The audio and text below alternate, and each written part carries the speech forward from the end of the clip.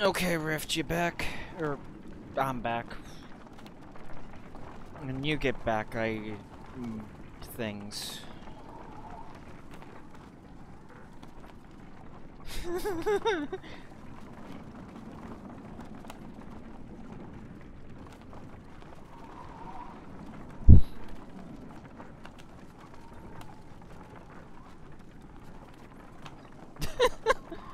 Oh, for fuck's sake.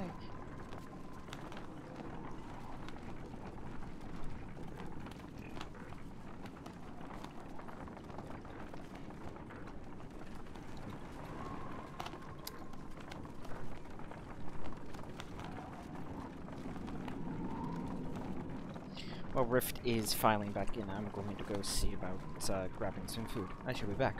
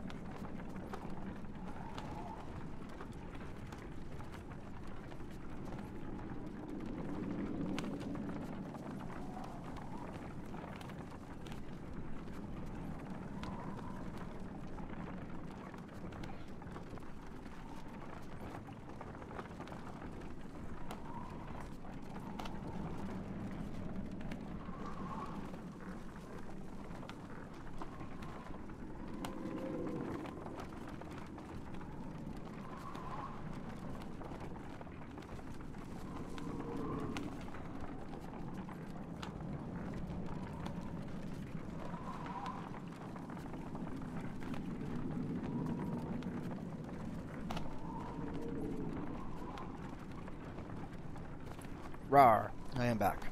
I have cookies. Also, Rift is back. Welcome back, Rift. I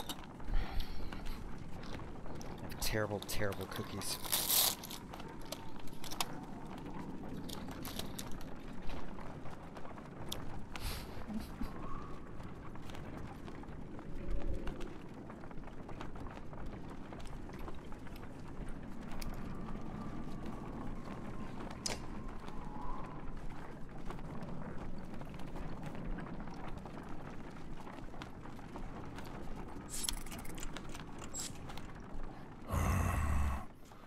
The miners of Bindal are a rough crowd.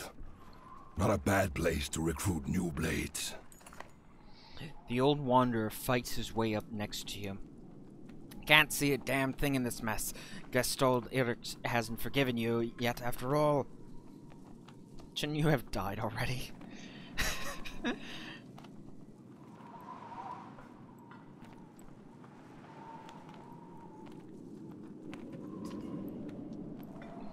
Way things are going, might not be much of anything left to see before long. Spar says, end of the world or not, I'll be dead soon. But you might come to miss these mountains and mines. And grunt is your response as both of you make out shapes in the distance.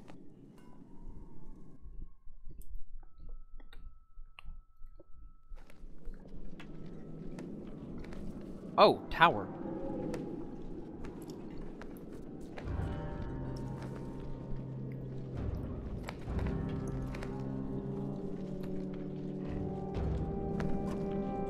All these people are looking for food and a home.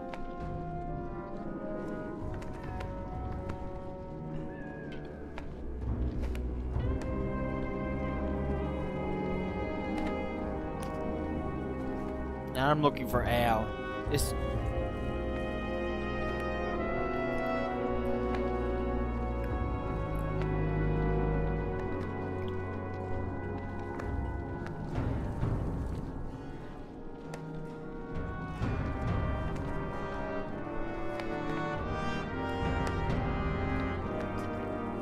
bet that scout tower has already sent word of us.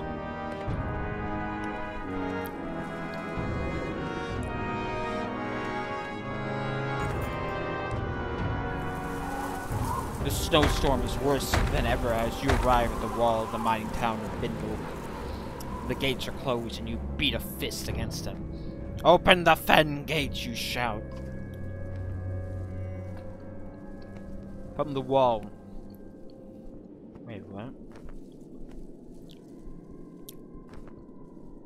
Excuse me. From the wall, two menders look down at you, then recede. Soon the gates open enough for a half dozen well-trained guards to greet you. Their one-eyed captain points at you, says, "Just you." Volka steps to your side. Not alone, she says.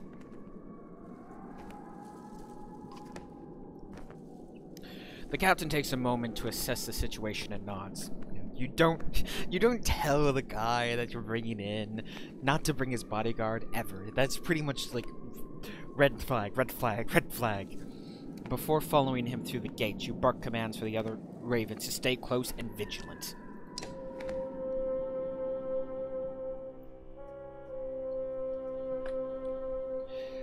Inside the small gatehouse are two menders from the wall, a woman with a fancy sphere, and a cub of a man holding a staff.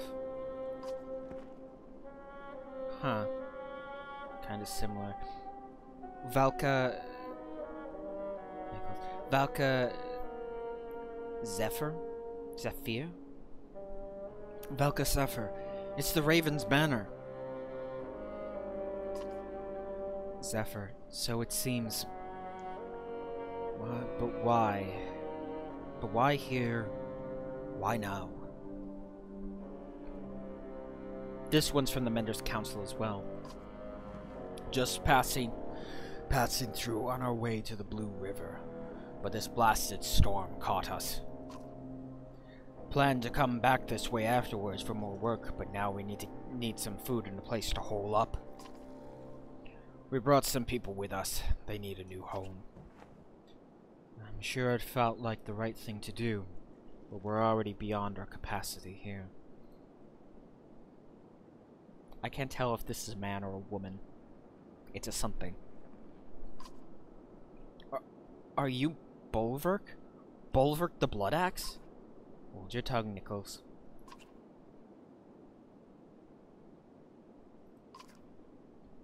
I've heard tales. I've heard all your tales. I can't believe you're the cold bear. I can't believe your cold bear cloak is real. Is it true your axe handles are made from its horn? It's your own horns? What? I'm sorry. Or may... First of all, didn't he crunch those earlier when he was fighting in that cutscene? The older mender places a hand on the young man's shoulder. Volka. Wow. I never knew I was traveling with such a legend. You ignore her. Are you in charge here? Where's the governor? The governor left for Aberrang a while back with most of the fighters to settle a dispute. The Mender's Council sent me to bring the people of Bindle west, as we heard too many rumors about Dredge. More than rumors. We were in Bosgard. Saw Belor. The Immortal Sunder! How did you escape? Immortal was a joke. He's dead. Nicholas' eyes go wide in awe, but Zephyr looks pensive. What about the great rift that opened between Bosgard and Oldsmere? We managed. Zephyr looks like she wants to press you for more information.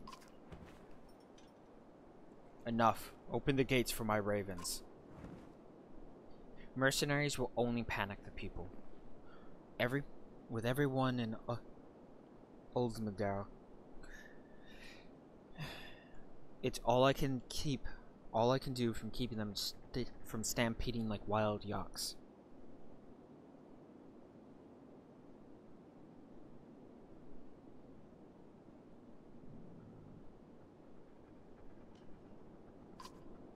Open the gates or they'll have a reason to panic. The guards in the room draw their weapons and aim them at you. Bulwark Bloodaxe. Even your renowned strength would fail against the walls protected by a Valka and her apprentice. But we're on a job for a Valka. You snarl at Volka for saying too much. She shrugs it in response. I'm not aware of another Valka being out this direction. Who has tasked you? Juno. Zephyr steps back at the name and studies your face for a moment.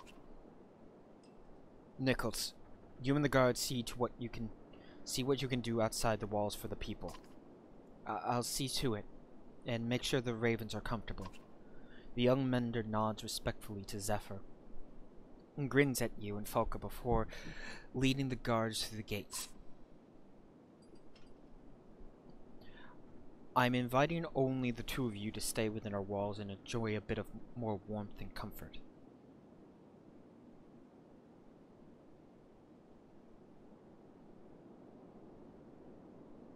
Ooh, this is a question. Do I separate from the ravens and scope this place out? Or I hope I can scope this place out. Then welcome. And no one is going to try anything. There's no need for such mistrust. Maybe. But I shouldn't have to tell you about my job from... Excuse me. Maybe. But I shouldn't have to tell you about my job from your superior just to get an invitation. My superior... No. You misunderstand. You have no job.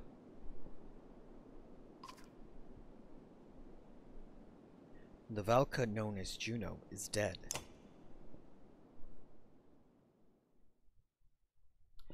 Okay, that makes me beg a lot of questions. I mean, she did technically die, but how would they know?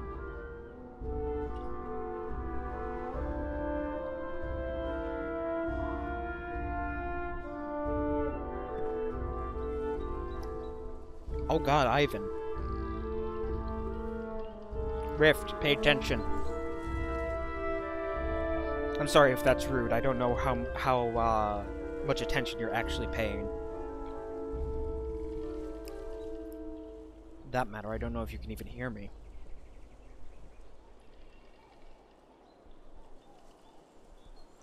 Oh, crap.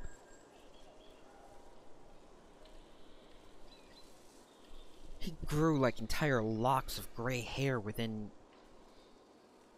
Holy shit. The once energetic mender approaches, looking both worn and troubled.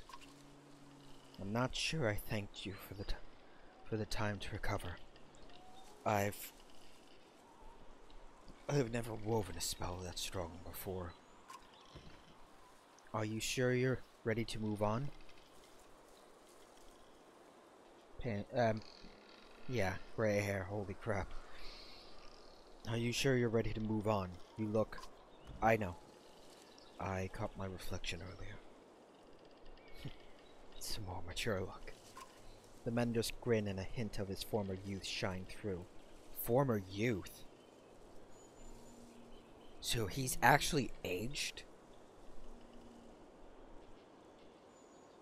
Dear God. Not everyone would have stopped for so long, especially with the ground rumbling like it has.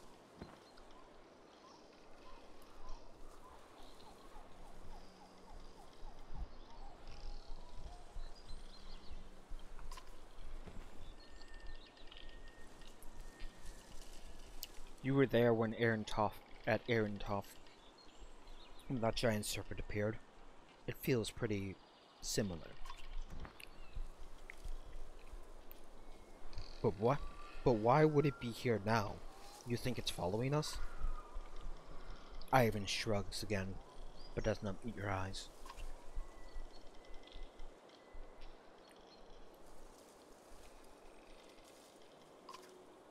The mender's eyes flash with unexpected anger. I will tell you what you need to know, and nothing more. Are we clear? Before you can respond, Ivan sags a bit and grips his staff for support. I apologize.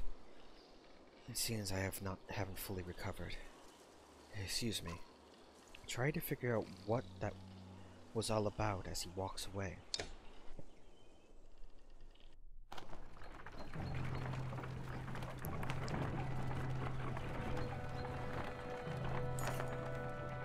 A metal clanging is heard in the distance and grows louder.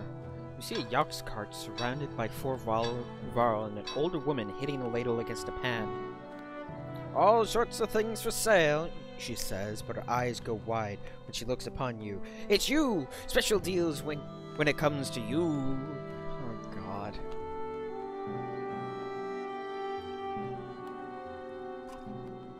Word travels fast, she says. Think you can slay asunder and keep it secret? She clicks her tongue and shakes her head. Madnir knows of you, sure enough. Don't question a merchant. Of course, Madnir says. But make up your mind. Madnir will be gone as quick as she arrived. And don't get any ideas of sneaking off with things. These 4 Varro have the keenest eye, the sharpest blades, and the shortest of tempers. You feel the Varro watching your every move. Kick, kick, kick, kick, kick, kick, kick. No.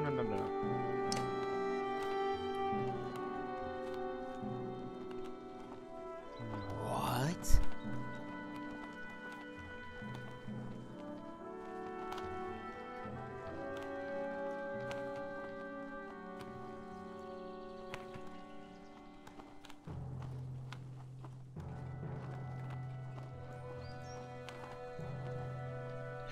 Oh, damn.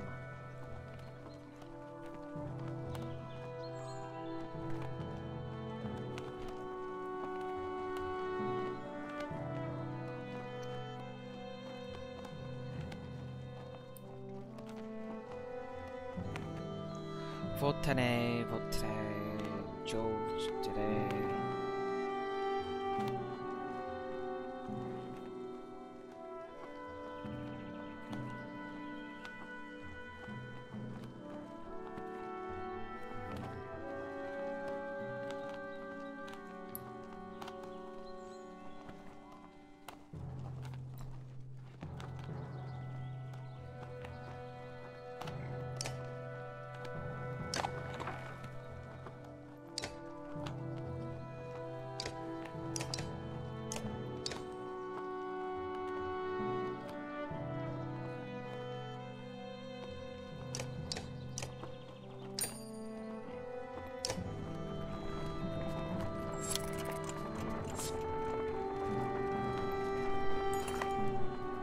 Easy, boy, a clansman shouts at a yacht's cart nearly toppled to one side. The trampled path of the Eastway Road is steadily turned into a cracked shamble. Looking ahead, it only gets worse. Various chasms gape open like mouths. You glance back to Ivan. He looks at you and shakes his head. The entire caravan comes to a halt.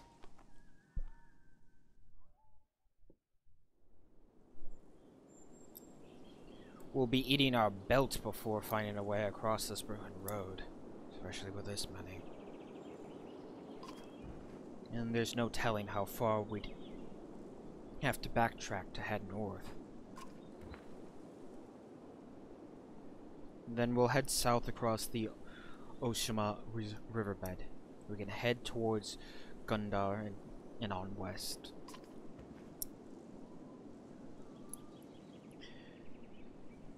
Trigvi peers around Hakon's elbow before coming fully into view. Heading south is questionable. Those people.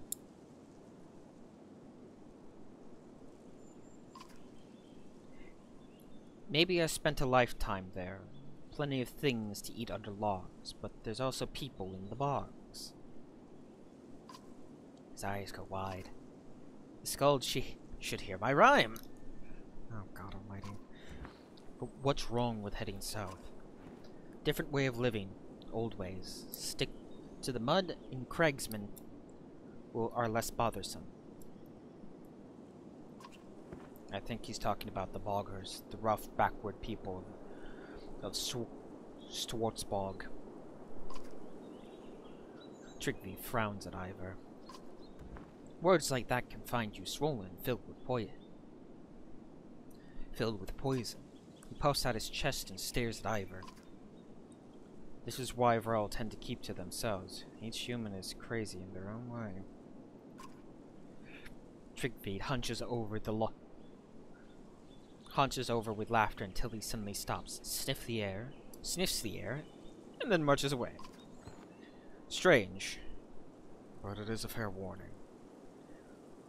We're crossing over into lands most of us have never seen.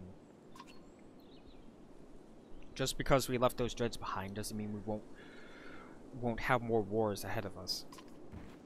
If we had more supplies, I'd say we should stop for a few days and train some of these clansmen to fight. You consider your option.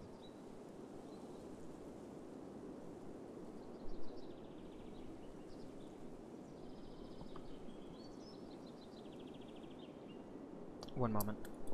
I need to do something.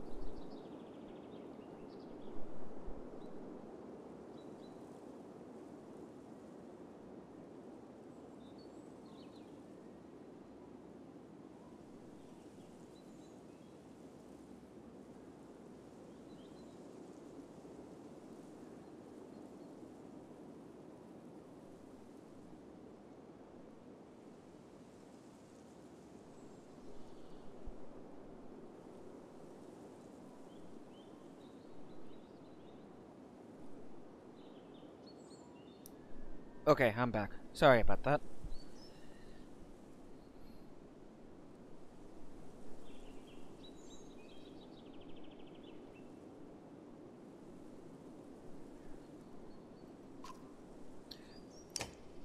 Okay, camping.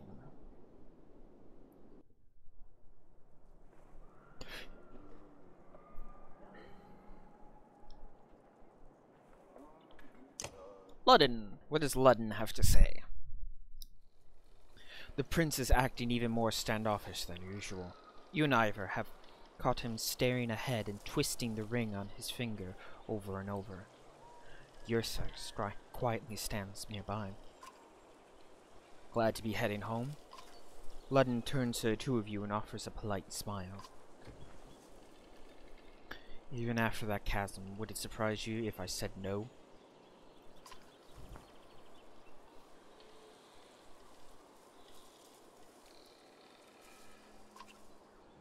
Life on the trail hasn't won me over, but it's not all bad.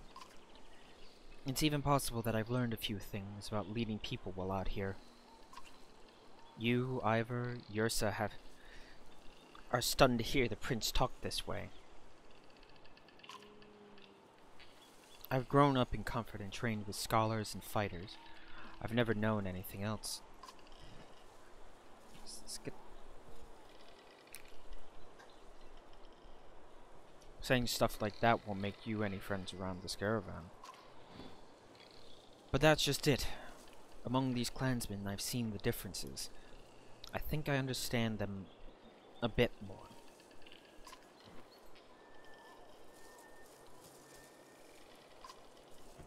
It seems they know just a little about the things I know, as I do about things they know. It seems they know just as little. For instance, they know almost nothing about the kingdom's economy, and I know every little thing that makes the things. I know every little thing about making the things they sell. I know the trade routes. I know the trade routes, but they know the trade. Never seen the prince this animated, but then his face falls. I just don't think that the king will appreciate my knowledge. Ursa will agree. Ursa will agree. My father is not what you call open-minded. The king's a hard man. Has to be. But his son is his weakness. London glares at her, but the archer only smirks.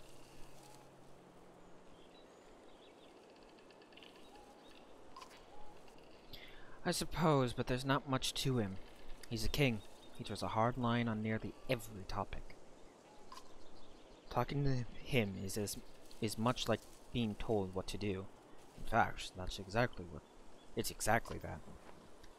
Alette said that about me at times. And this isn't about being his son. You'll see. Kings usually have to make tough decisions and stick with them. Maybe someday you'll see why. I know.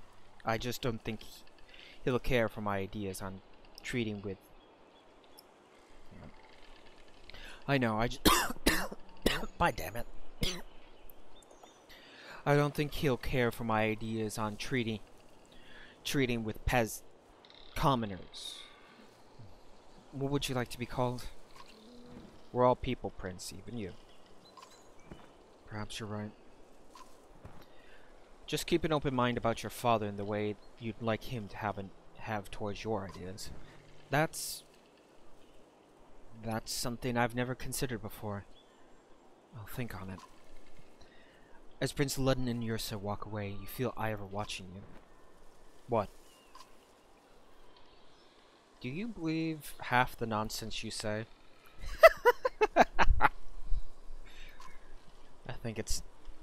I think it sounded really wise just then. It sounded like you've been practicing it for a while. That's fair. I'll work on it. You two share a smile before moving on.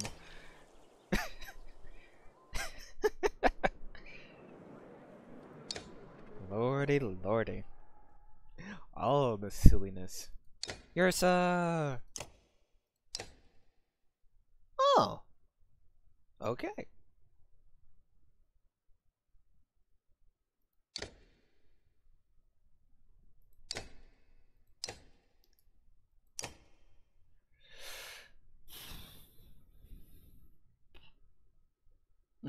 Missing...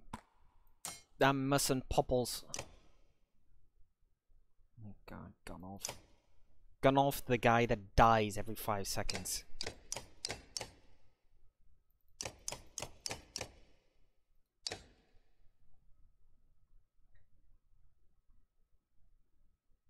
I need to give this to somebody.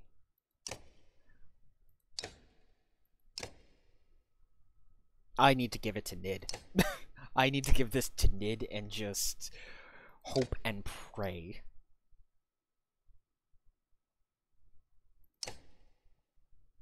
Okay, first of all, let's see if the training dude has any more scenarios.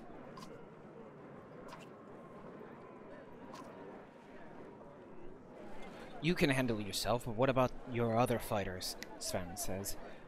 Ever you used a varl and an archer to trap somebody? Yes, yes, I've done this. I'm gonna do it again. Woohoo!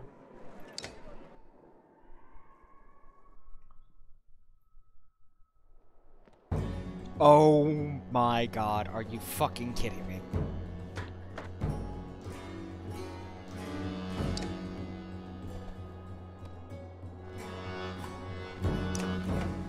Ivor.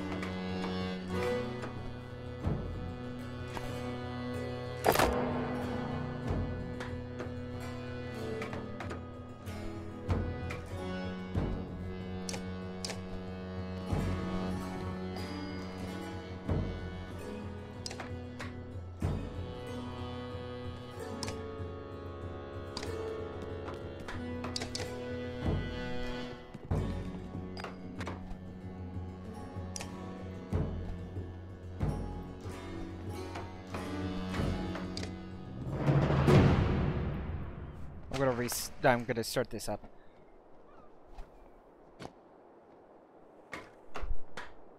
Yeah, he hasn't had anything to say story-wise the entire game, except like, I have a big sword. What do you want from me? And literally, I think that's close enough.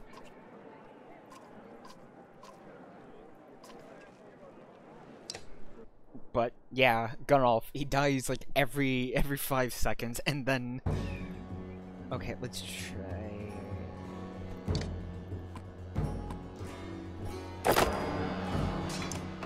Are you fucking kidding me?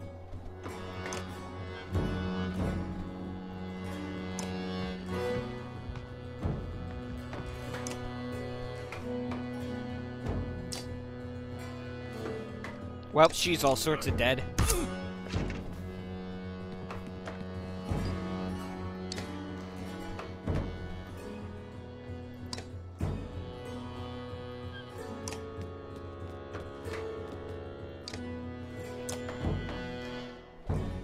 Oh, piss.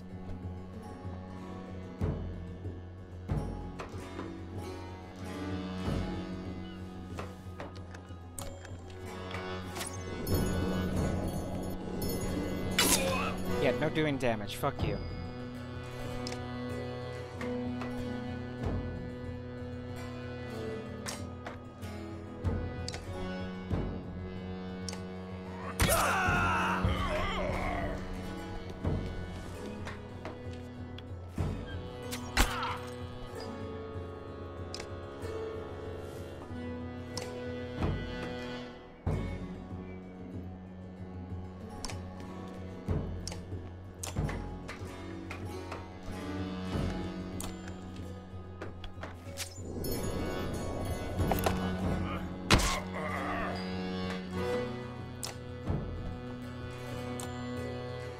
Thump!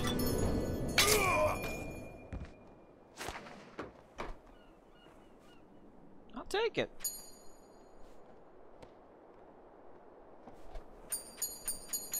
I'll take that too.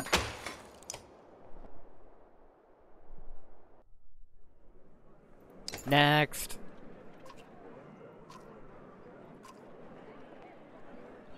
Never seen a mender with as much power as this Ivan, says Fed. But after watching him for a while, I bet I can show you how to really benefit from that lightning of his.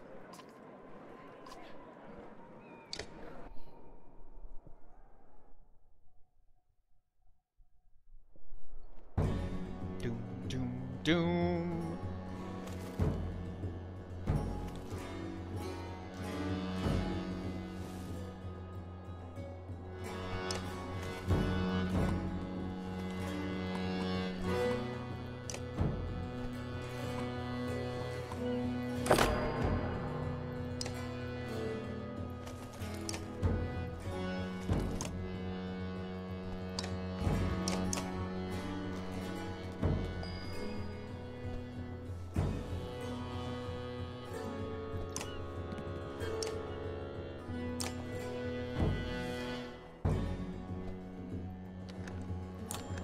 How does this work? Just create a fucking barrier. Do this.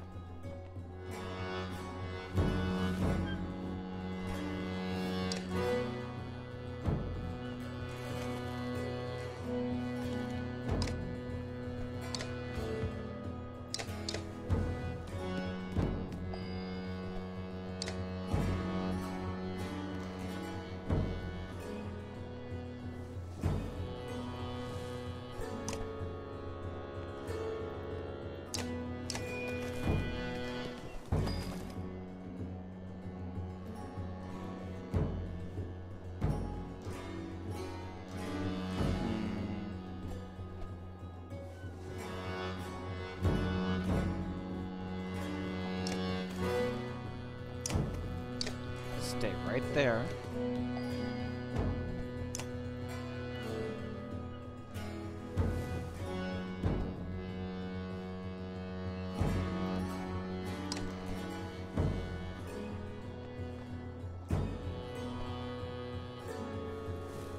What is the range on troll stones? 1, 2, 3, 4, 5, 6, 7, 8. 8 right there. Technically, I could just...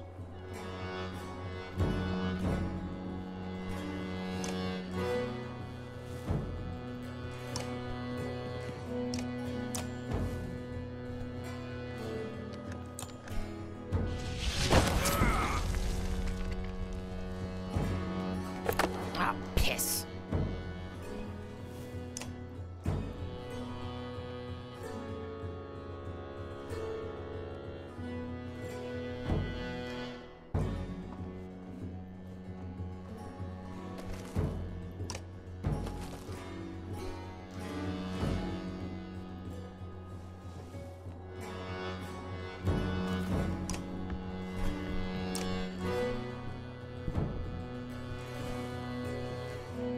Fuck it. Airport!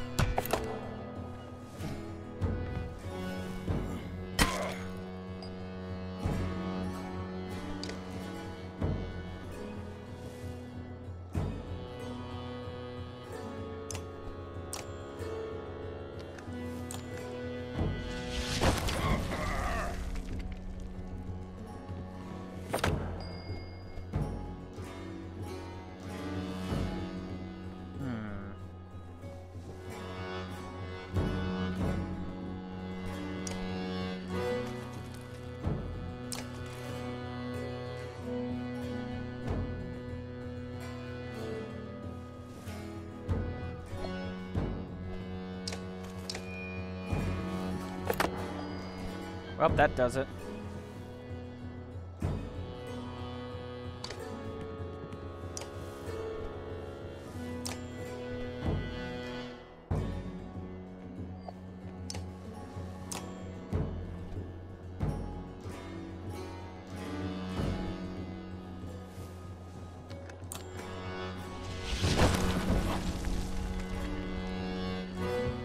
Yeah, I could care less about him.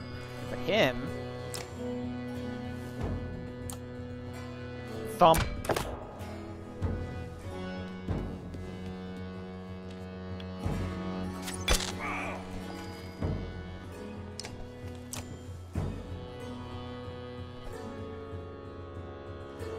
Here we go.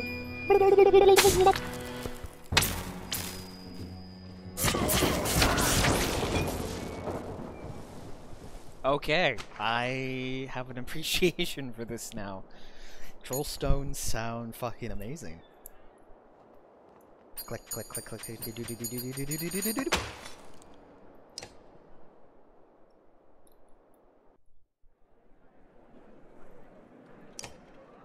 Now, who and or what do I have?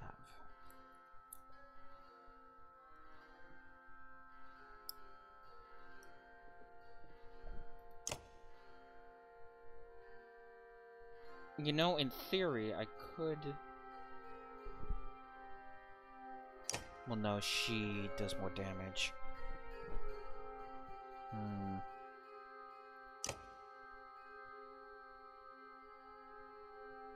Oh, I have 2 points available. Why?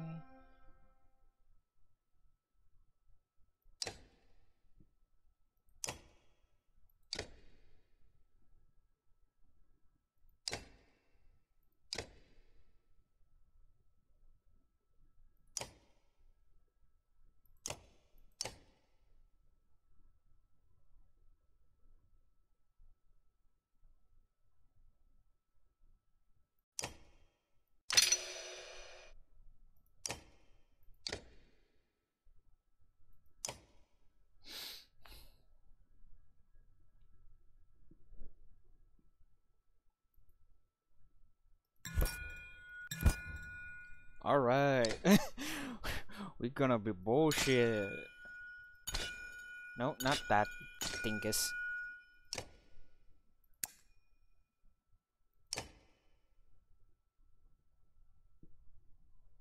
Now, if I can get more...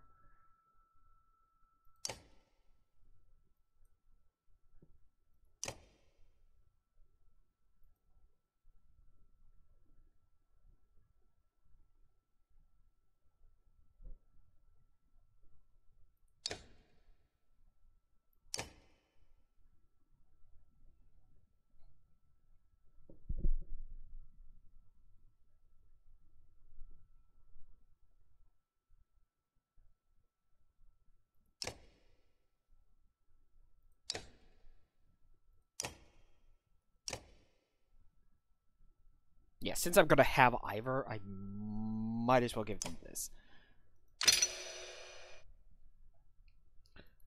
Fuck, what do I give him? More crit damage!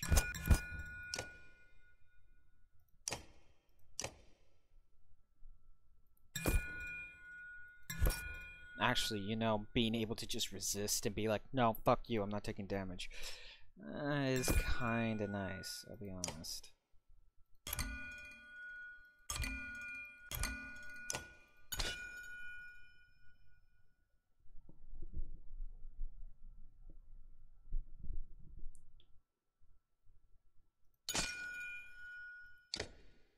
Hmm.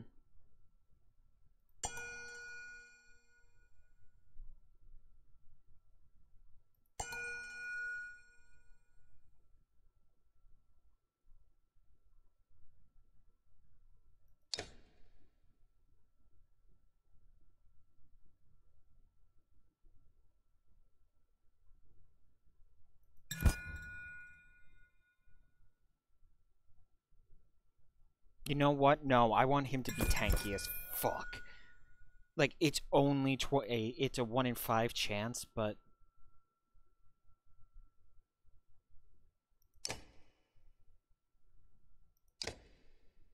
I'll take it. I'll fucking take it.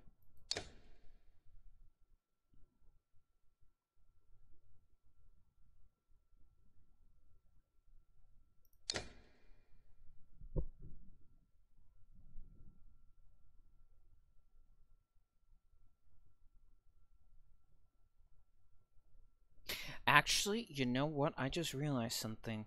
Well, no, wait, I have to keep that on him. I'm a fucking moron sometimes. More than sometimes.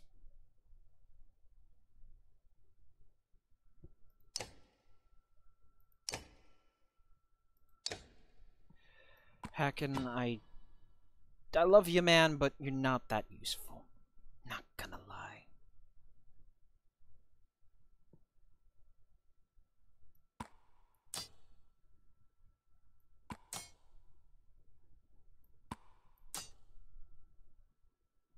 Hmm.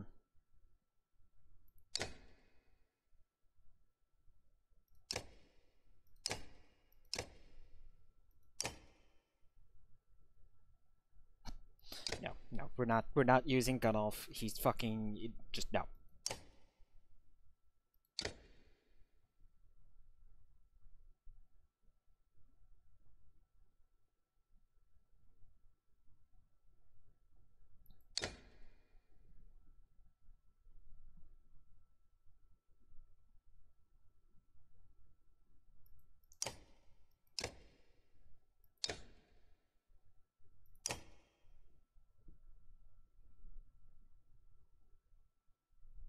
Two guys being able to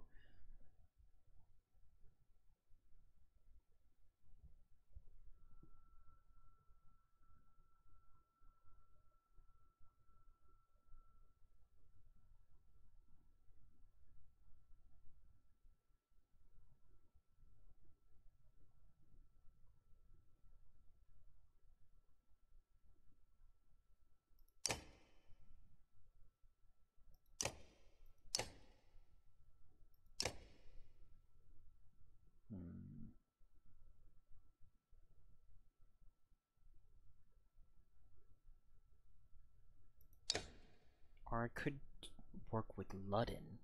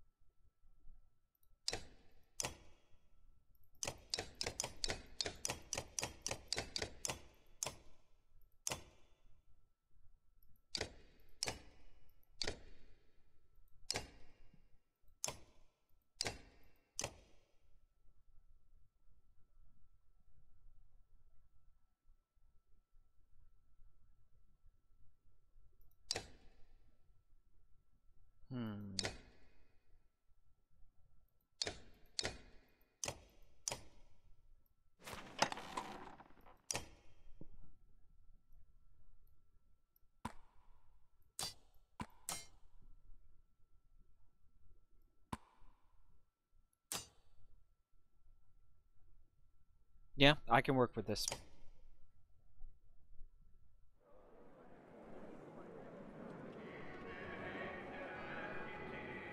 Also, I just realized...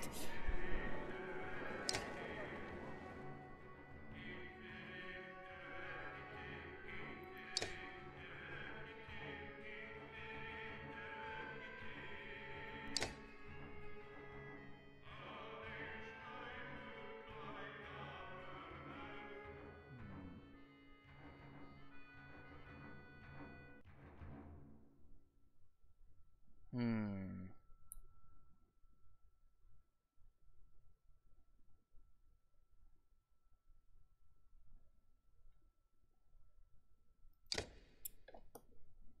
I made a mistake.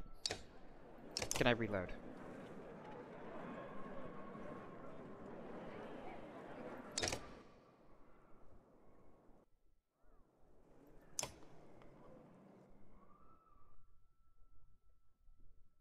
Nope. Unless I go way back, I'm imagining. Yeah, no.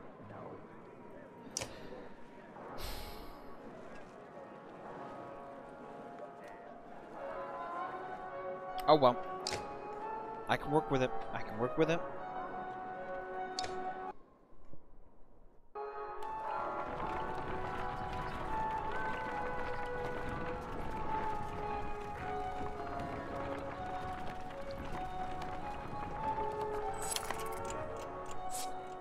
Game trail. One of the few gathered hunters says, looking at the bean path of grass. No telling what we might find down it, but it'll fill some stomachs.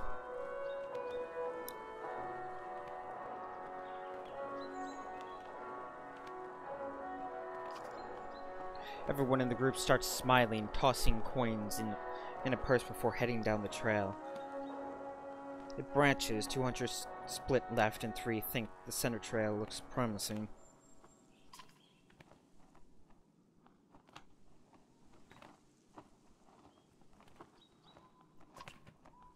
Others hooked with cloven hooves. Chance you could kill the large...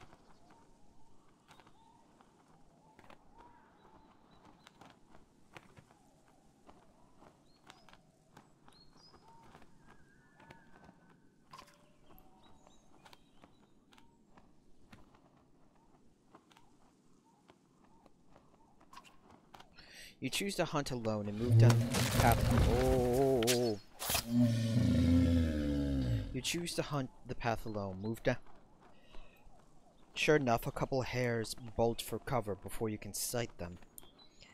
But it's not you they're afraid of. A scent hits you as a bear crashes through the bush nearby. You instinctively aim and fire, scoring a shot no one would ever believe. You shot 537 pounds of meat. However, you're only able to carry 100 pounds back to the caravan. One hunter was wounded, but it'll heal. 2 others brought back a large boar. You clearly are the victor. You give everyone back their coin, and drinks are shared while the injured man's leg mends. Later, the entire caravan enjoys stories of the hunt while feasting. Huzzah!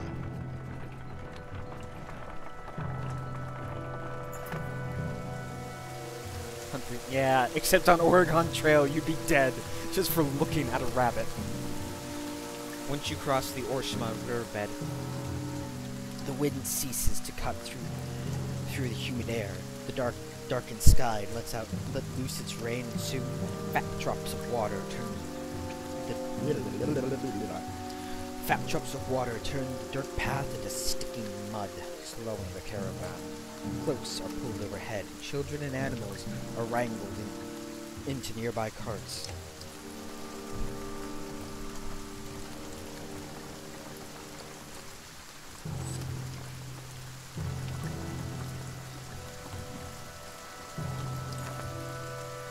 I was hoping to avoid visiting this place.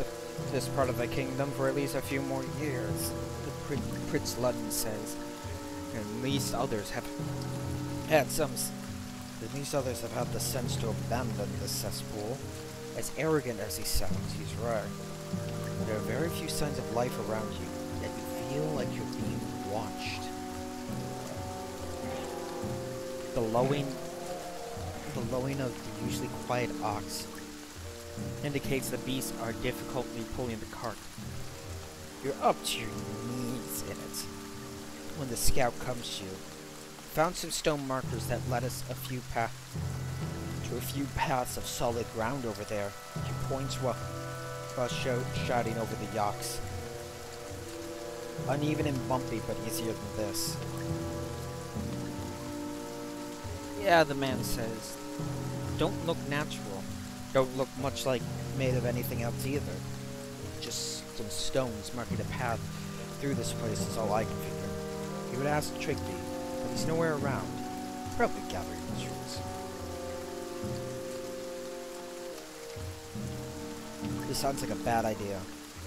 The caravan changes course slowly, but you soon see low stone markers, which have sticks tied around them. The caravan picks up speed over lumps of packed ground until a child screams. You rush back to see the boy being pulled out of a cart, out of a hole in one of the mounds you cross. Inside, you see a blackened, wrapped body buried only inches beneath the bog. You're walking across burial grounds. The governor is suddenly by your side. God. You've led us through this hollowed marsh of cragsmen, he shouts. You ignore the voices chiming in with the governor and focus on moving the caravan quickly.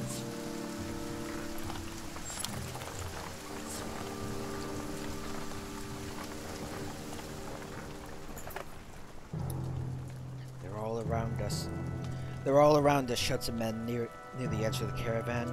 And we're stuck in the mud. Cragsmen encircle you. Their leader steps forth and shouts, "There's no price but blood for crossing through the land of our dead." Shouts ring out. They're prepared to attack. You shout orders, and fighters and varls form up quickly as they can.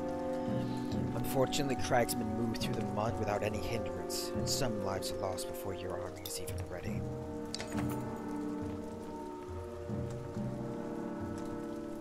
Looks like you're Struffley's. The whole bog seems to move with the approaching cragsmen. Eric, the warden from Strand, says, I know this sounds mad, but they're bringing battle-trained bears. If we weaken one, I can make it ours." He smiles at your confusion. Ask the Governor Strand. They're helpful in certain situations. Hacken growls. We could lose our lives and he wants a new pet.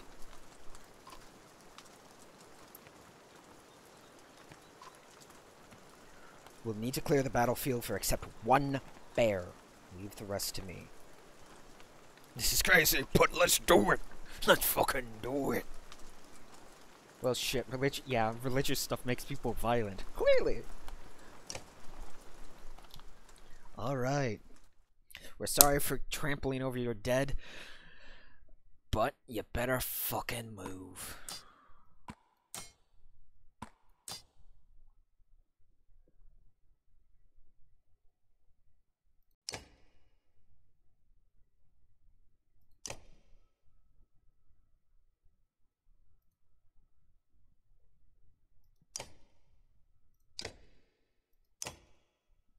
I'll take it. Armor or health? Armor or health?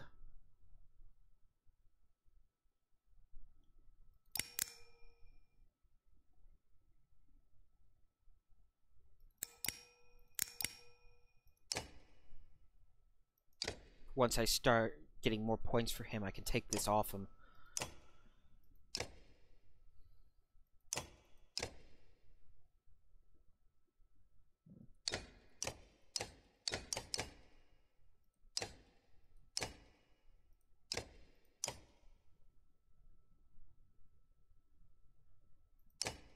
Actually, I couldn't level him.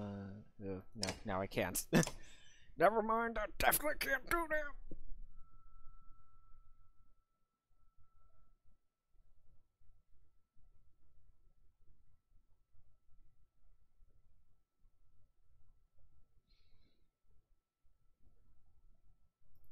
I can do this. I can do this.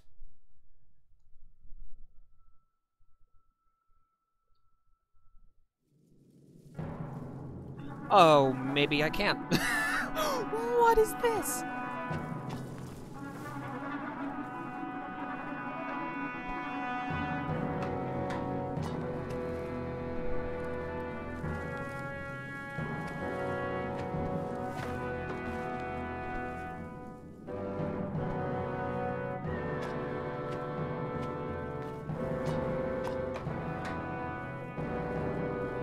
Okay, first of all, you definitively should not be there.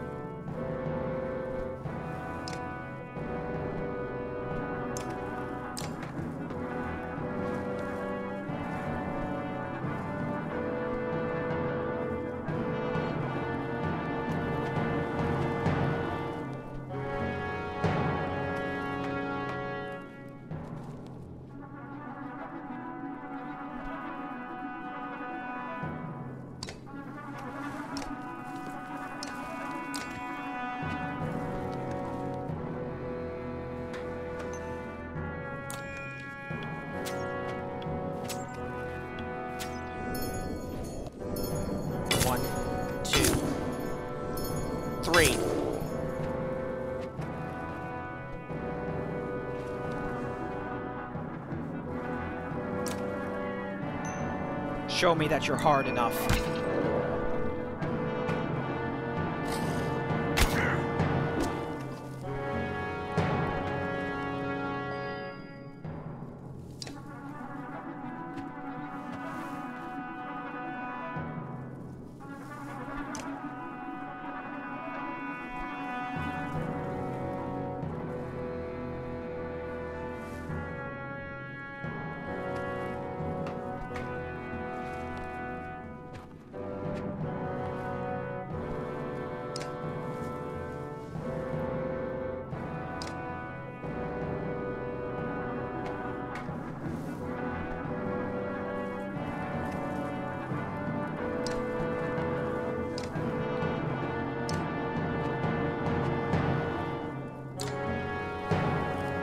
Capture bear?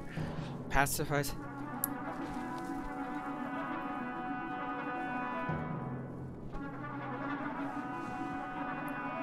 Right, got it.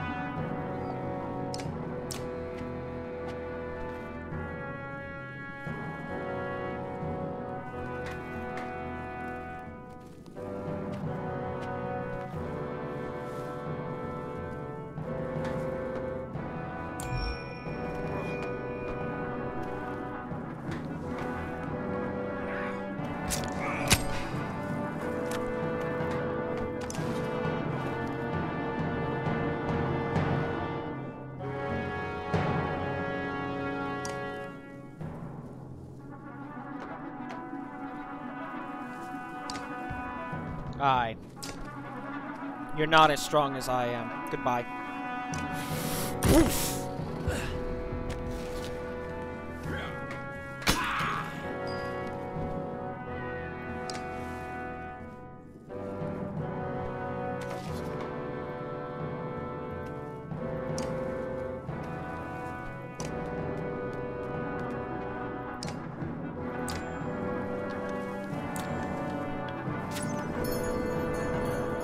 Yep.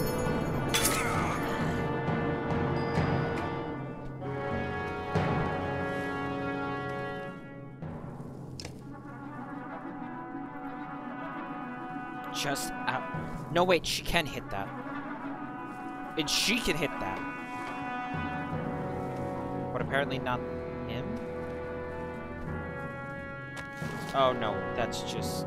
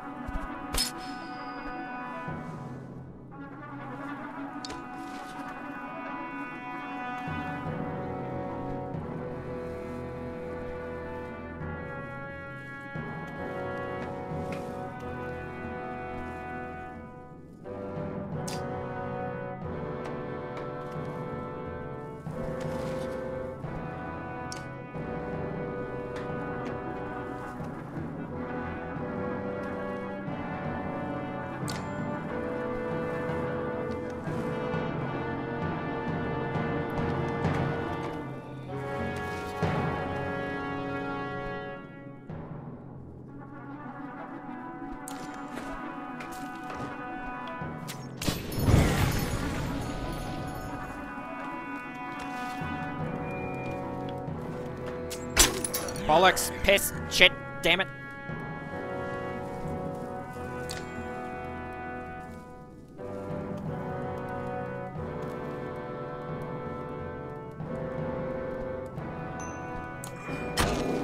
Bring the pain.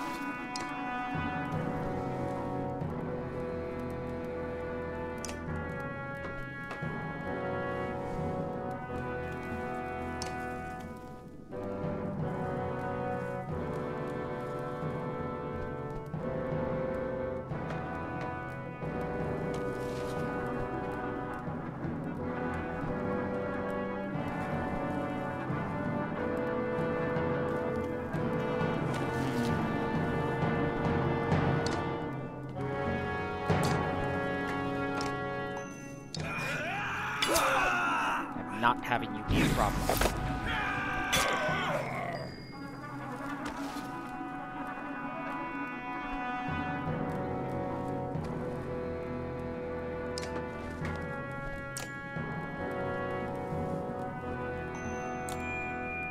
Thump!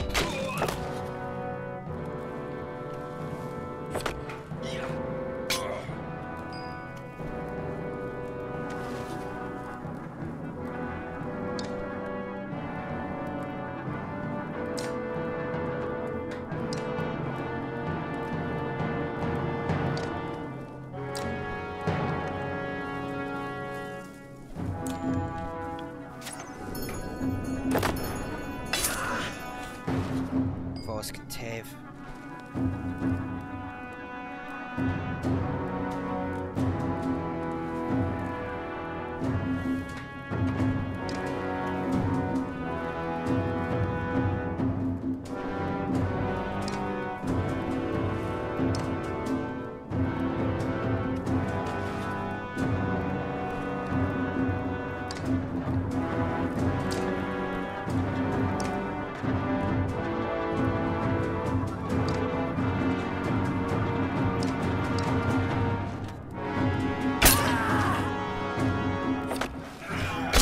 Ow, you little prick.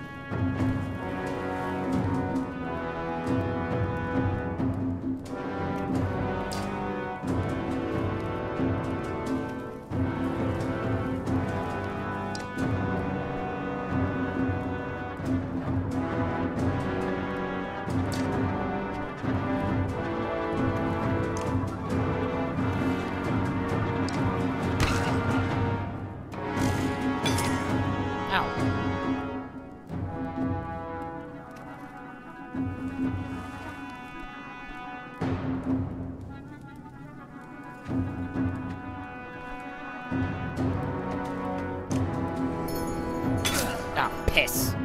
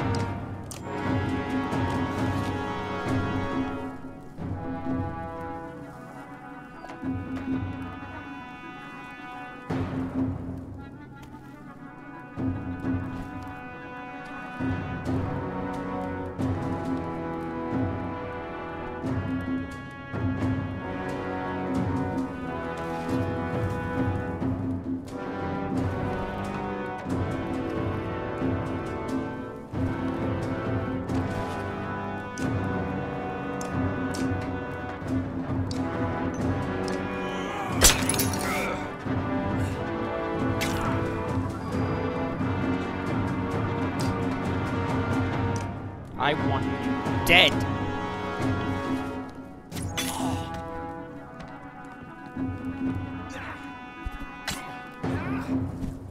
You can't do enough damage. Cut it out.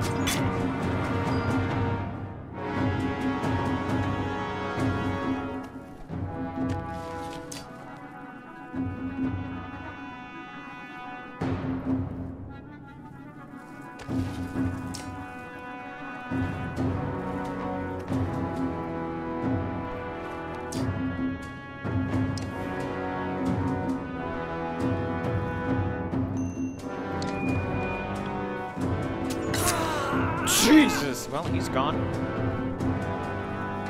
Oh, Ivor.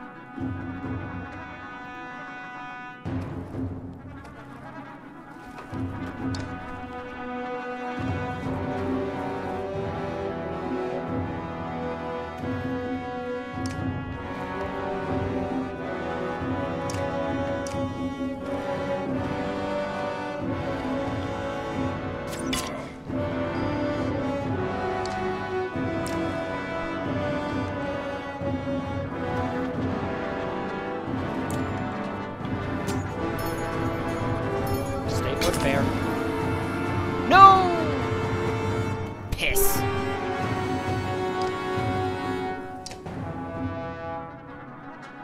I'm not losing that bear. I'm not fucking losing that bear. Doing it.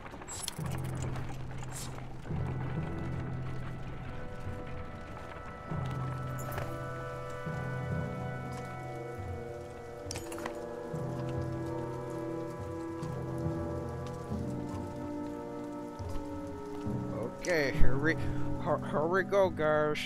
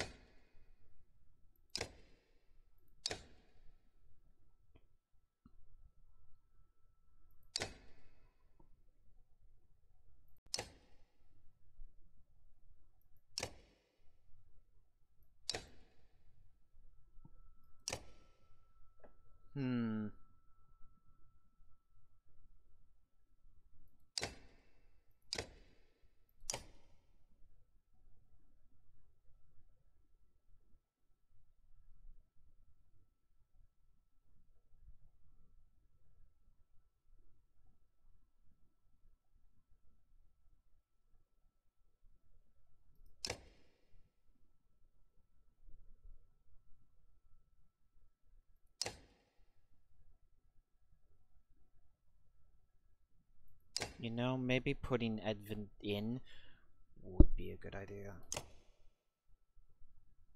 Over Rook? Maybe... Normally I would switch him out, but I...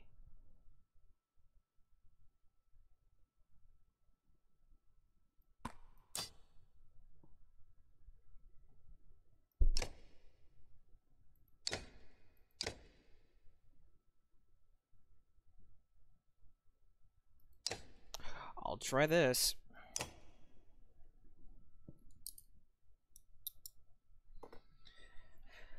With this, I should be able to control positioning pretty decently.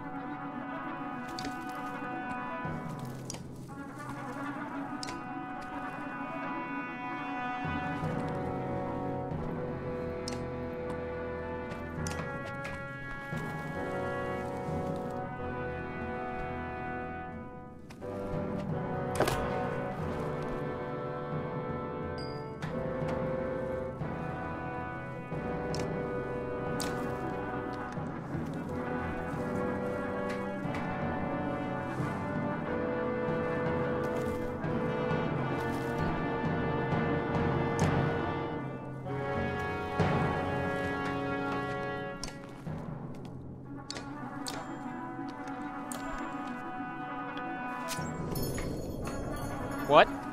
Oh. Nope. Wish you could reload in the middle of... Oh well.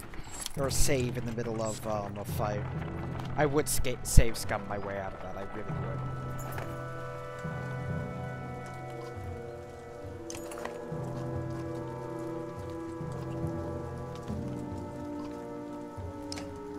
I want to get a bear. I'm gonna do it.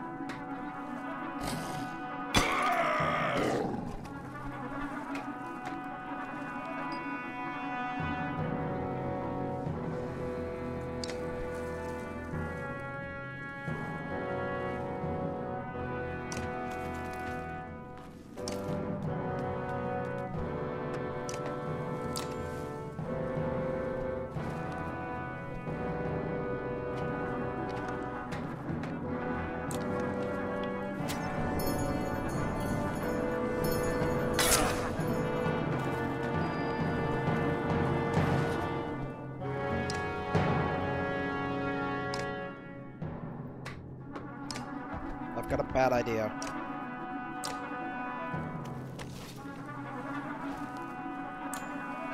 Headbutt!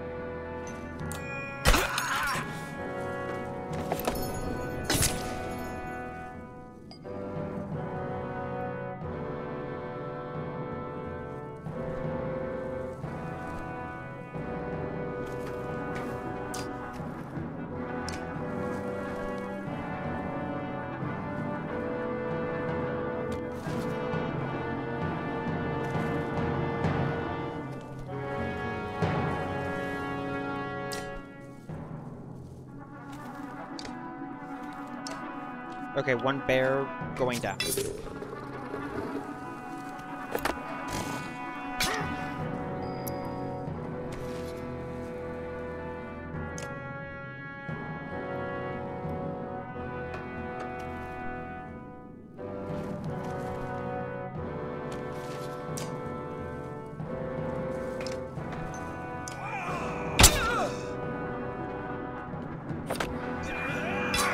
Oh, piss.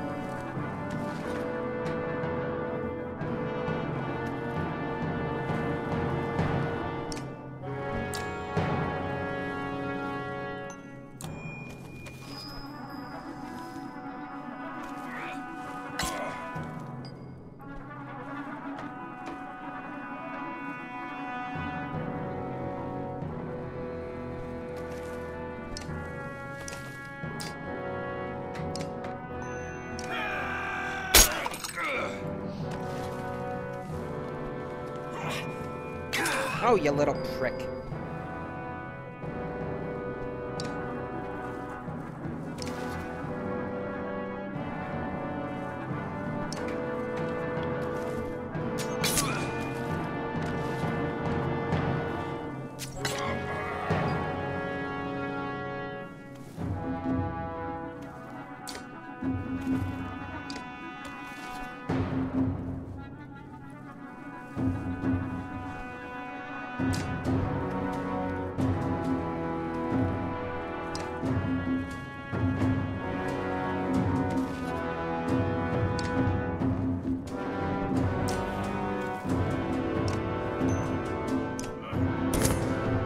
Whoa.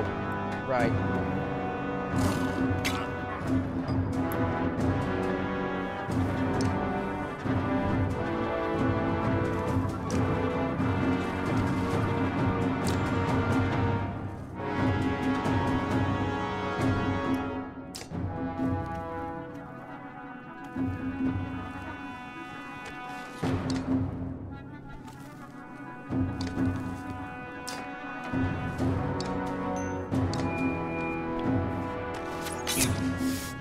You're not doing damage against him. I fucking won't allow it.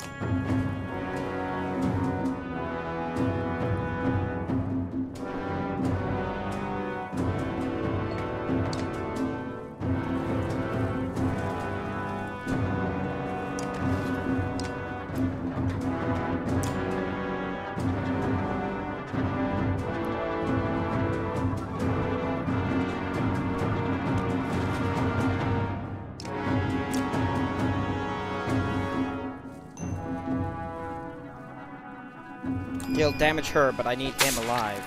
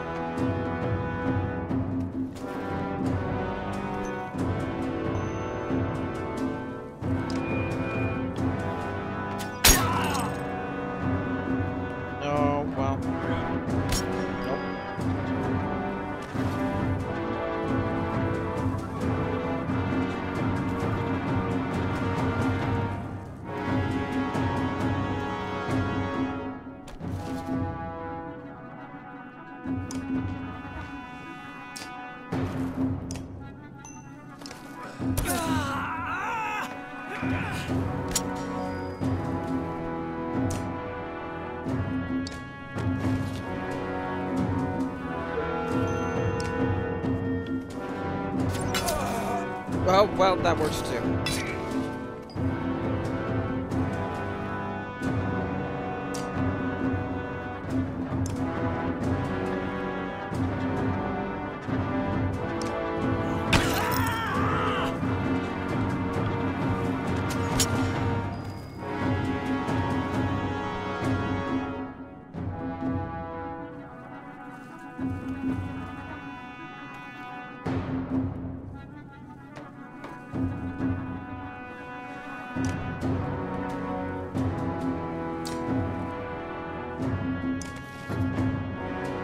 Take one for the team.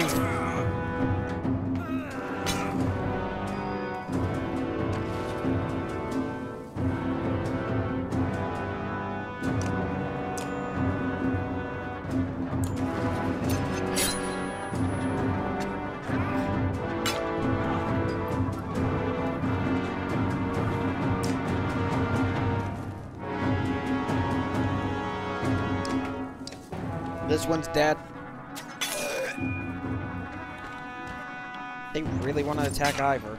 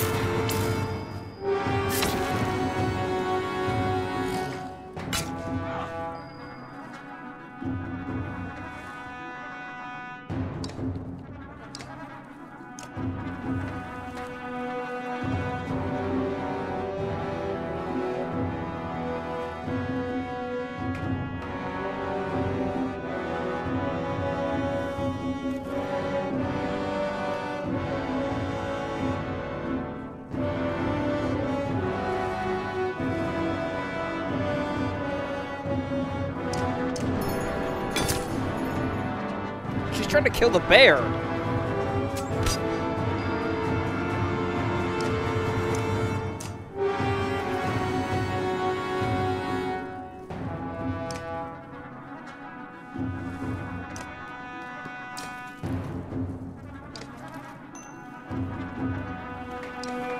Come on.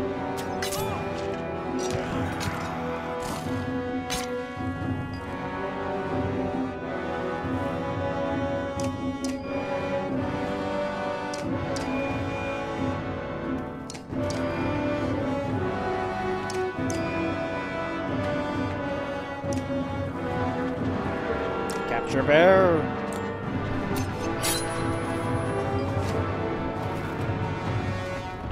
We lost a bunch of everybody, but we got a bear.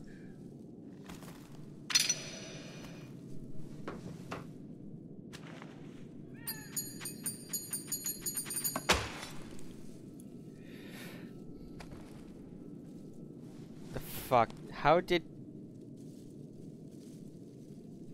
because of, her passive. The arrow... Those, sky arrow thingies, they go off of puncture as well. So if she doesn't move, she'll do more damage based on how much armor they're missing. That's as bad as Pokemon scoring them. Yeah.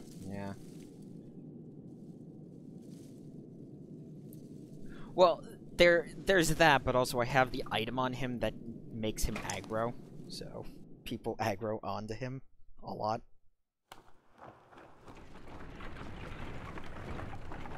Baldringer's flame welcomes endless war. But why? Either way, I need to call it here once I get a save going.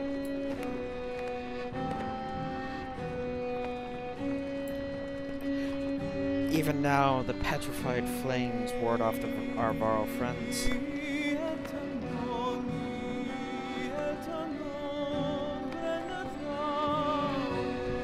Yeah, the Varl aren't in the caravan at the moment.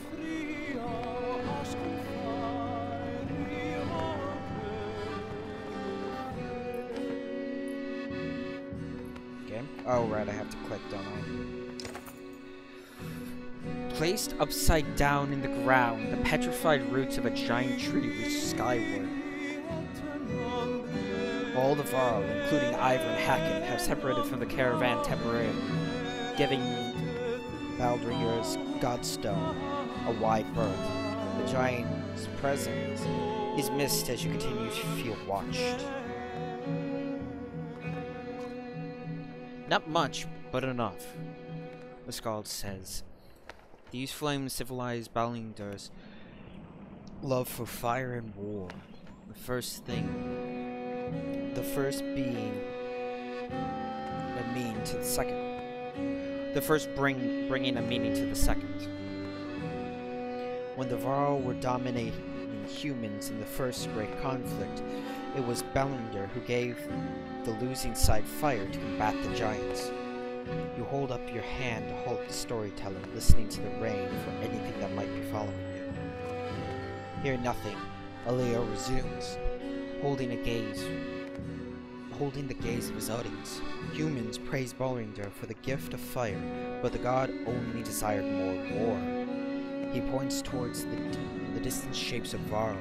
When the giants and humans found peace, this godstone fell from grace. It looks to continue keeping the land scorched. Perhaps its shadow can still kill.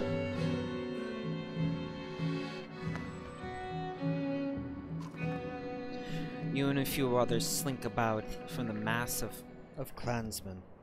Soon come upon unsuspecting cragsmen waiting to ambush your caravan. There's no time to consider your options. We're going to fight again. God fucking damn it! Okay, no, I'm restarting the stream and we're going for another hour apparently. Fuck all of this.